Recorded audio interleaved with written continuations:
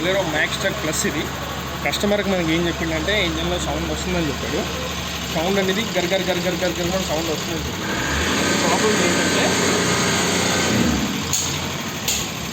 ఈ లోపల మనకి వాటర్ పంప్ వస్తుంది.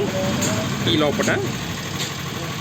లోపల వాటర్ పంప్ వచ్చి దానికి బేరింగ్ పోయి దానికి గరగరమైన సౌండ్ వస్తుంది.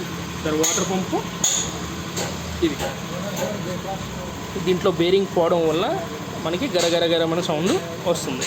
ఓకేనా ఫ్రెండ్స్? ఓకే.